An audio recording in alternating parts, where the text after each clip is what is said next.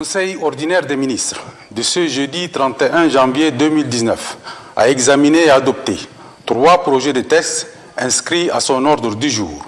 Il s'agit de projets de décret portant organisation et fonctionnement du corps de police judiciaire, de projets de décret portant cession à titre gracieux d'un terrain de 2 hectares au profit de l'École nationale supérieure des technologies de l'information et de la communication et de projets de loi portant couverture santé universelle au Tchad.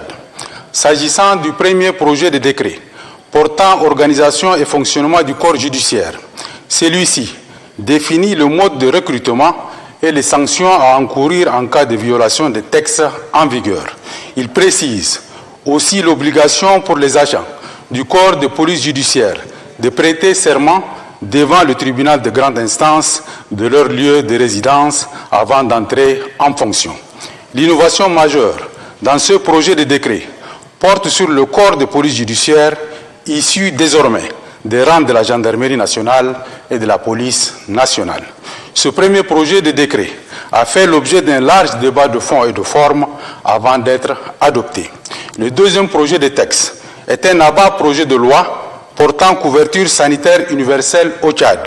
L'objectif visé par cet avant-projet de loi est de mettre en place un nouveau mécanisme de protection sociale en matière de santé qui permettra l'accès de tous à un minimum de soins de santé de qualité, d'améliorer le taux d'utilisation des services de santé, de procéder à la diminution de la part des paiements directs dans le financement de la santé et la protection des populations contre le risque de basculer dans la pauvreté du fait des maladies.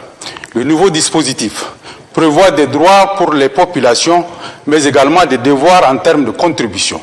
L'avant-projet de texte institue des régimes qui prennent en compte les travailleurs des différents secteurs de la vie socio-économique du pays, ainsi que les personnes démunies sans aucune capacité contributive.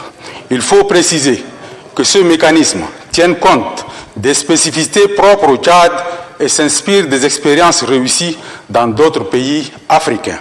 Le troisième texte est un projet de décret relatif à la cession à titre gracieux, à détacher du titre foncier numéro 725 au profit de l'École nationale supérieure des technologies de l'information et de la communication ENASTIC, située au quartier Aérogare, commune du 2e arrondissement à N'Djamena.